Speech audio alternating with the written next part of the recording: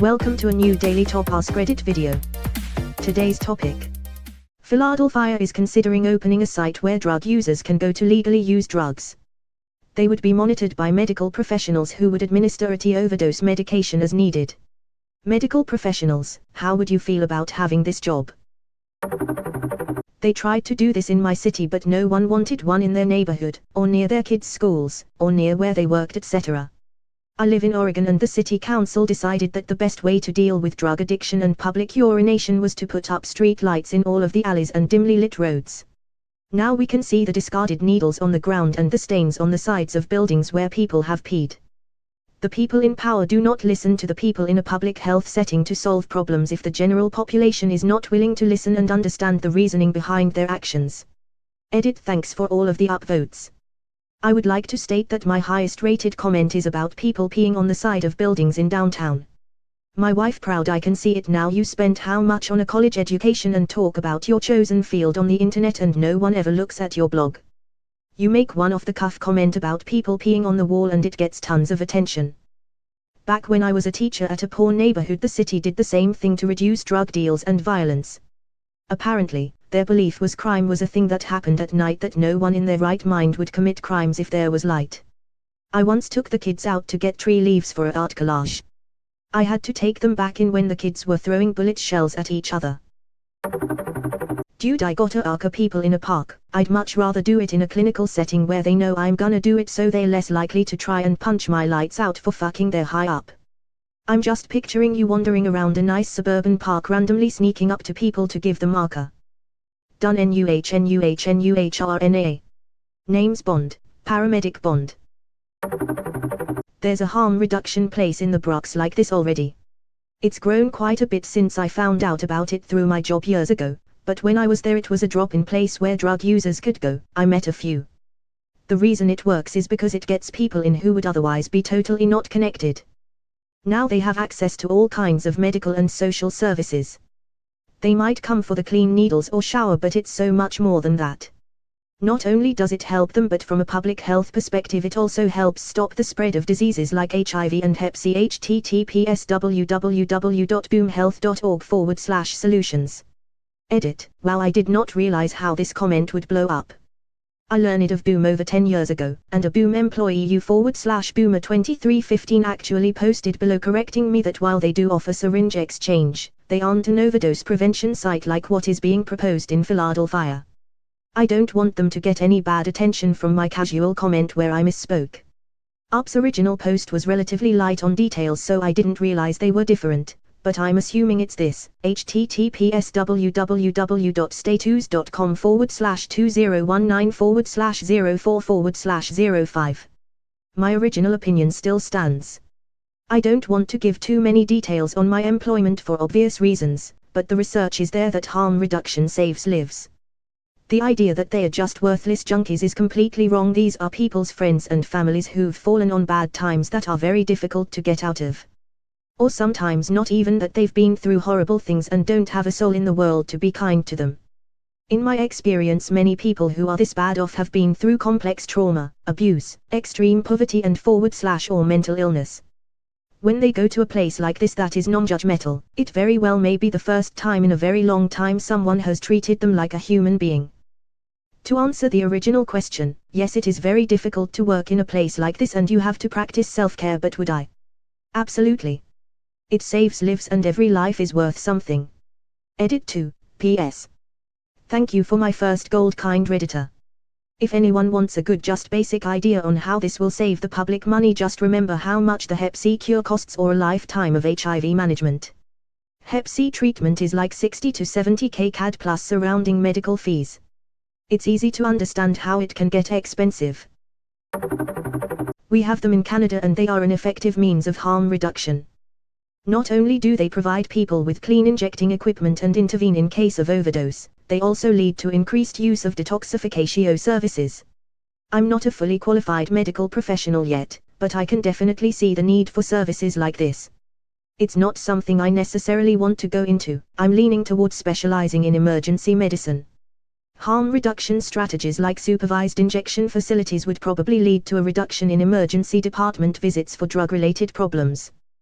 They are also cheaper to run than to treat the infections they prevent. It's a shame it always boils down to the economic cost or benefit. I mean, yes, it's cheaper. But it's also more humane. It's the right thing to do, or at least the most right thing to do, in a terrible situation. A family member worked at one for a while. Yes, sure, while it would fit a perfect world if people weren't addicted in the first place, the bottom line is, safe injection sites save lives. In order to finally conquer your addiction, you need to still be living. Amsterdam. WMD.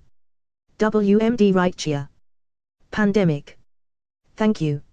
I couldn't remember the term they used for it. The Wire was such a damn good series. All I could remember was the brown bag analogy that the officer used to describe his idea for the area.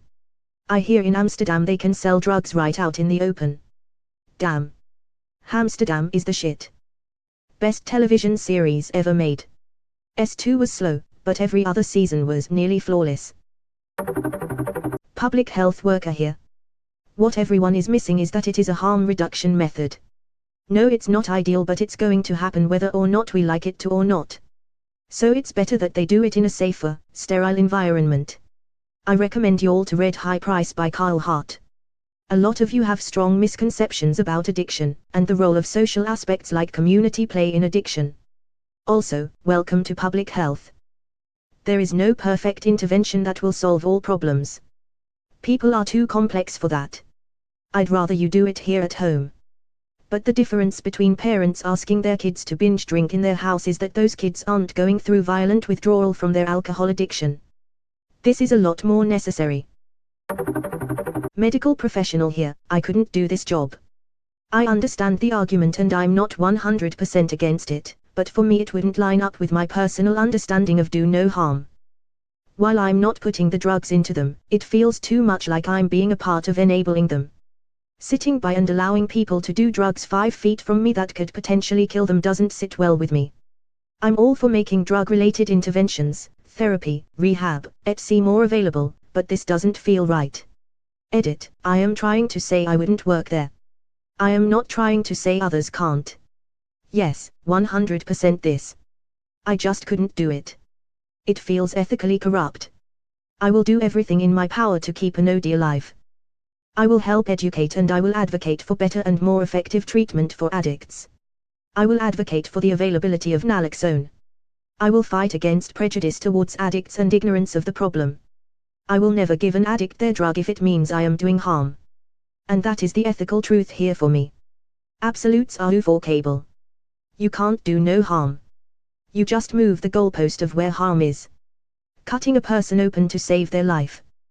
Well, that is doing harm to them, and there is an inherent risk of infection or complication, so medicine has always been this has a chance to kill you, but better than average chance to make you better. It's the better than average odds that makes it worth it, not to absolutely never harm someone. You can't build a house on faulty supports or grounds. Bones are routinely broken so they can be set correctly. Wouldn't that be doing harm? Safe injection sites come from the realizatio that there will always be addicts, no matter what. It is inevitable, it is unstoppable. The best we can do is mitigate the damage and get as many people as possible. Absolutes are uvocable. Pain is not equal to harm. From my understanding via cursory search of medical ethics, the net benefit is considered. Would you consider it a net benefit if the numbers showed objectively that lives were saved and the number of addicts was reduced with this sort of system? I mean, most people wouldn't feel right cutting into someone, but it's necessary in some cases. Medical professionals already do this job, just without the convenience of actually having the patient there. So instead of a patient ODing with clean needles and getting ARCA ASAP in a controlled medical setting, they don't find out about the OD until 30 minutes after and they have to go find them in an ambulance. In a world where drug addiction is a reality, safe injection sites just make sense, and will save money, time, and lives. Add in the situations paramedics find themselves in when they attend these calls too. It's safer for everybody. As ridiculous as it is, some people hate paramedics. Attending an OD can often be a very hostile, aggressive and dangerous environment. There is often delays when treating the patient due to the bystanders.